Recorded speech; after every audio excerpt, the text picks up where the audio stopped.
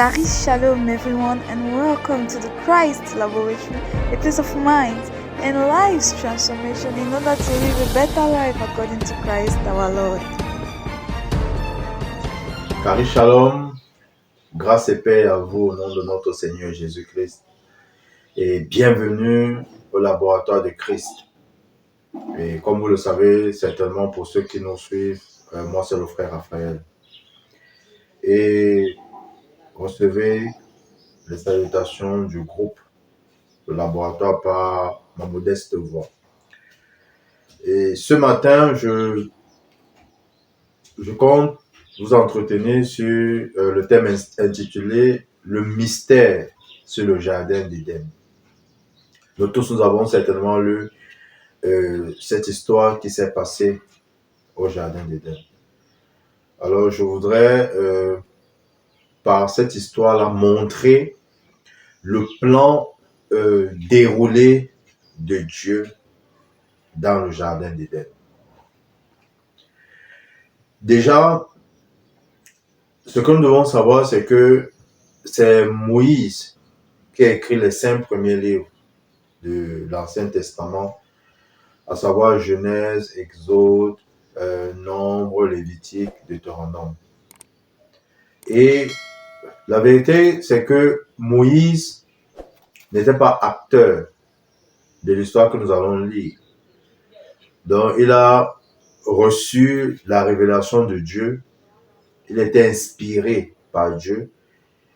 Et je pense, comme Paul pouvait le dire, que j'ai le Saint-Esprit, c'est pourquoi je peux dire certaines choses, c'est que Moïse a communiqué le message de Dieu en utilisant des images, des symboles pour communiquer, pour passer un message. Maintenant, nous savons que pour avoir la bonne compréhension, l'exactitude, il faut que le Saint-Esprit se révèle. Il faut que le Saint-Esprit illumine, éclaire un individu. Alors, c'est avec justement les lunettes du Nouveau Testament, de la Nouvelle Alliance, bien évidemment inspiré par le Saint-Esprit, que nous allons donner le plan de Dieu dans le jardin d'Éden. Alors, je nous invite déjà à voir un passage pour lancer le thème dans Genèse chapitre 1. Genèse chapitre 1, nous voyons le verset 26. La Bible dit, et Dieu dit, faisons les hommes pour qu'ils soient notre image, ceux qui nous ressemblent, qu'ils dominent sur les poissons de la mer, sur les oiseaux du ciel, sur les bestiaux, sur toute la terre et sur tous les reptiles et les insectes. Verset 27. Dieu créa les hommes pour qu'ils soient son image. Oui, il les créa pour qu'ils soient l'image de Dieu. Il les créa hommes et femmes. Verset 28. Dieu les bénit en disant, soyez féconds, multipliez-vous, remplissez la terre, rendez-vous en maître et dominez les poissons des mers, les oiseaux du ciel et tous les reptiles et les insectes. En fait, c'est que j'aimerais qu'on voit déjà, c'est que Dieu dit, on va dire la Trinité, le Père, le Fils, le Saint-Esprit, décide dans leur conseil de faire des hommes à leur image selon leur ressemblance. Et quand on parle de l'image et selon la ressemblance, des hommes tels que eux, ou alors l'homme tel que Dieu est. Maintenant, nous venons au chapitre 2. J'ai lu le chapitre 1 parce que je vais faire le rappel. Donc, il y a des passages que lorsque nous allons les lire, je vais rappeler ce que nous venons de lire. Dans le chapitre 2, nous voyons, je vais lire à partir du verset 1, parce que je lis à partir de la version Le Semeur. Ainsi furent achevés le ciel et la terre avec toute l'armée de ce qu'ils contiennent. Au septième jour, Dieu avait achevé tout ce qu'il avait créé. Alors il se reposa en ce jour-là de toutes les œuvres qu'il avait accomplies. Il bénit le septième jour, il en fit un jour qui lui est réservé, car en ce jour-là, il se reposa de toute l'œuvre de création qu'il avait accomplie. Là encore, il y a un mystère. On parle du sabbat, on parle du repos. Et le repos, il est en Christ. Le repos, il est en Christ, mais ce n'est pas l'objet de notre travail, de notre travail de ce jour, de ce que nous voulons communiquer ce jour. Mais là encore, quand même, il y a un mystère. Mais ce que je voudrais relever, c'est que tout ce que Dieu avait créé était bon.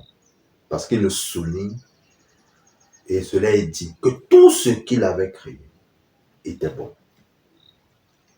C'est bien à noter. Parce que dans la suite, comme je l'ai dit, je vais rappeler ces choses-là.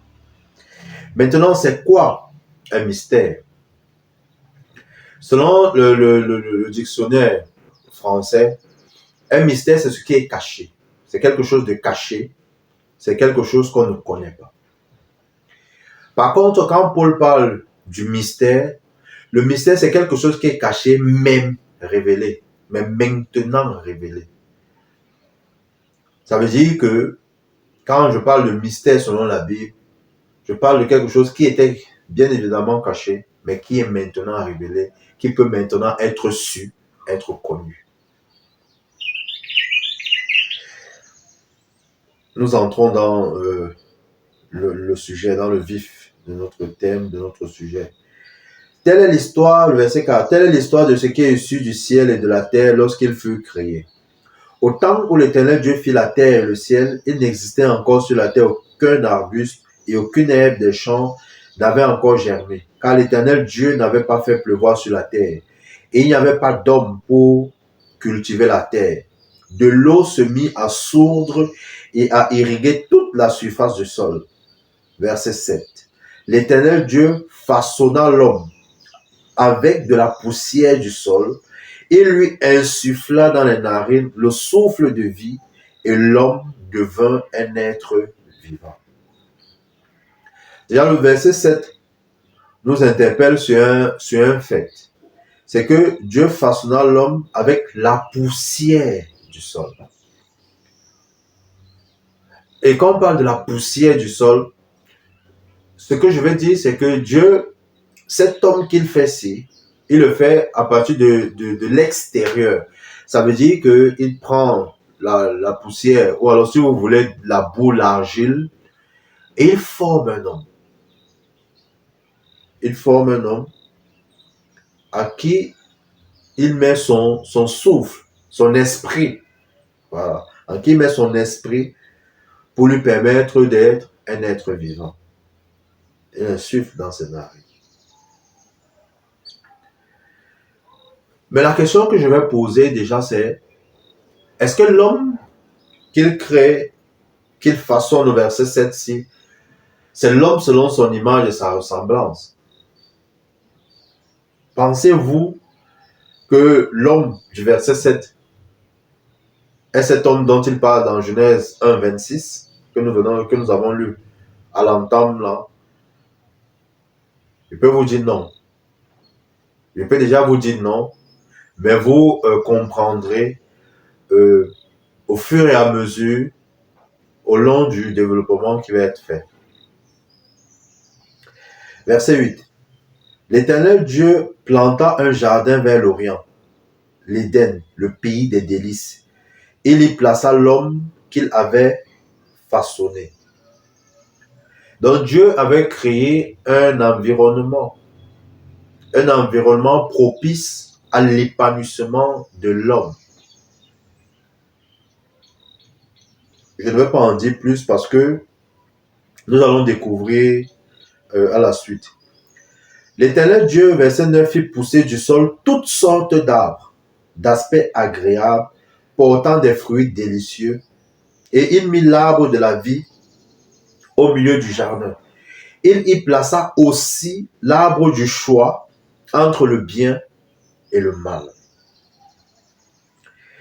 Le verset 9, nous voyons déjà les dispositions que Dieu a prises avant de placer l'homme dans l'environnement, le monde qu'il a créé.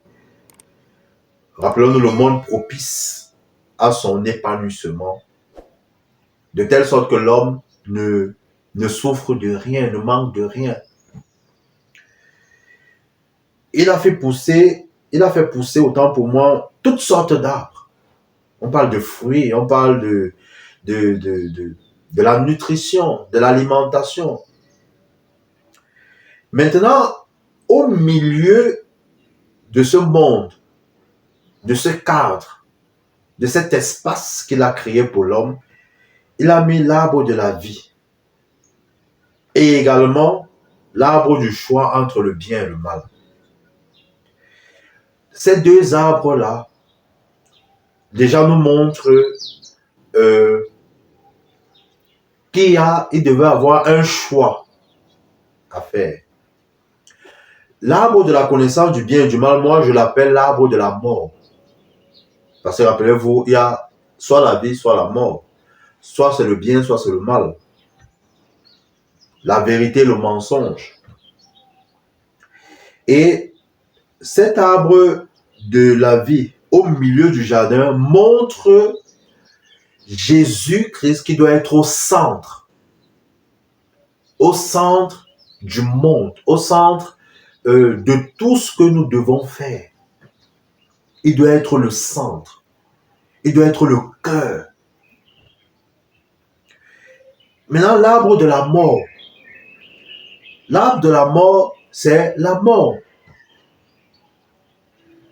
L'obscurité, les ténèbres, l'ignorance, le péché.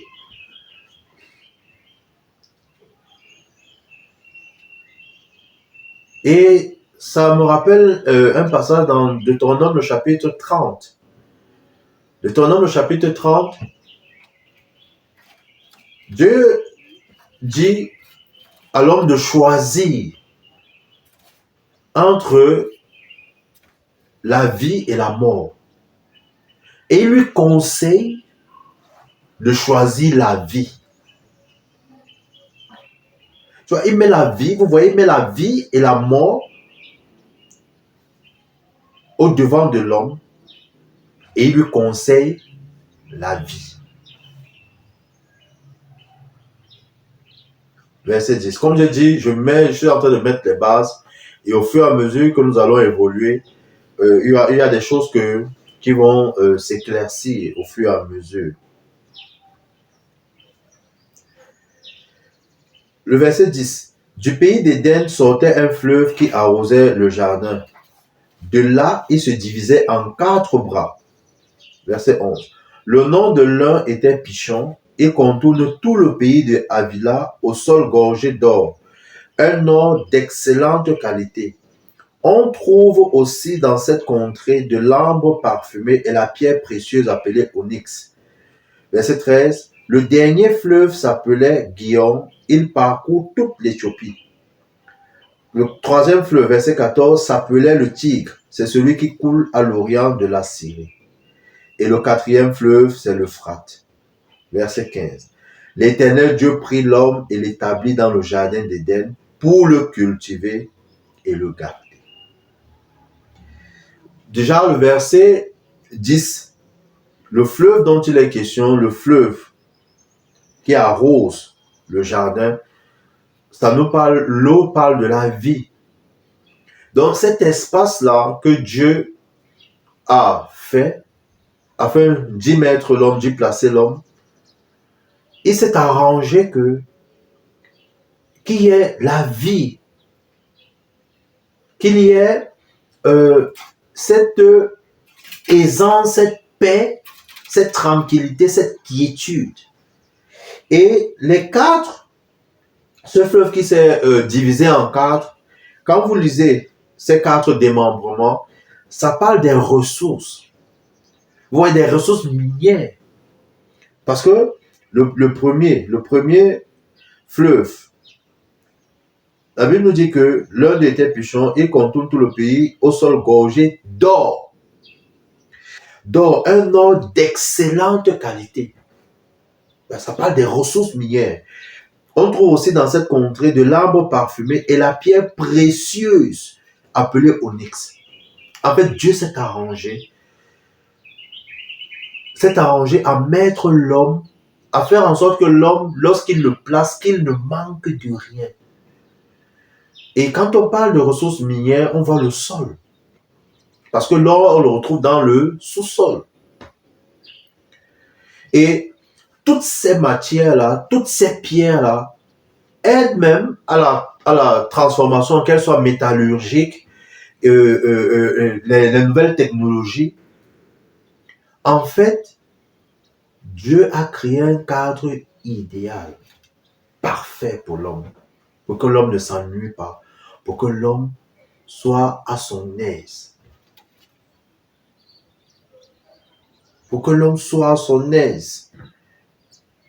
Vous voyez qu'avant de placer l'homme, quand nous lisons le verset 15, on dit « L'Éternel Dieu prit l'homme et l'établit dans le jardin d'Éden pour le cultiver et le garder. » Donc nous voyons déjà que tout était mis en place pour que l'homme vienne seulement entretenir.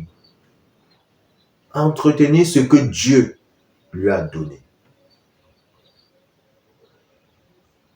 Nous voyons encore la bonté de Dieu. Nous voyons la générosité, l'amour de Dieu. Dans le livre de Jérémie, le chapitre 29, le verset 11, il dit, je connais les projets que j'ai pour toi, les projets de paix, de bonheur, afin que tu prospères dans le pays dans lequel je t'ai établi.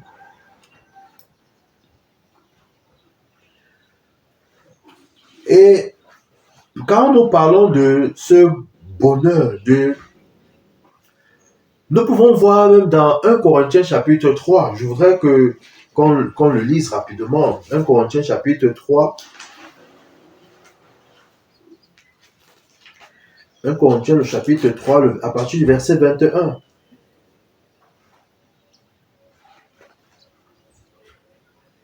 Je vais lire. Que personne ne mette donc sa fierté dans des hommes, car tout est à vous. L'apôtre Paul qui parle aux Corinthiens, il dit tout est à vous, que ce soit Paul, Apollos, Pierre, l'univers, la vie et la mort, le présent ou l'avenir, tout est à vous. Mais vous êtes au Christ et le Christ est à Dieu. Tout est à vous. Venons à 1 Corinthiens chapitre 1. 1 Corinthiens chapitre 1. Je vais lire à partir du verset 4. Je ne cesse d'exprimer ma reconnaissance à mon Dieu à votre sujet pour la grâce qu'il vous a accordée dans l'union avec Jésus-Christ. Verset 5. En effet, vous avez été comblés en lui dans tous les domaines, en particulier celui de la parole et celui de la connaissance, dans la mesure même où la vérité dont le Christ est le témoin a été fermement établie chez vous. Ainsi, il ne vous manque aucun don de la grâce divine, tandis que vous attendez le moment où notre Seigneur Jésus-Christ apparaîtra. Ici, d'autres versions, la version Louis II, au verset 5 dit, en effet, vous avez été comblés en lui de toute richesse. De toute richesse. Vous avez été comblés. Ici, ma version dit, la version Le Semeur dit, vous avez été comblés en lui dans tous les domaines. La différence qu'il pourrait avoir ici, c'est que nous sommes dans l'Ancien Testament où nous voyons que dans le jardin d'Éden, avant que Dieu ne place l'homme, il a créé un environnement favorable à l'épanouissement de l'homme, au bonheur de l'homme. Il avait tout créé. avec amour, avec bonté. Restez connectés pour la suite.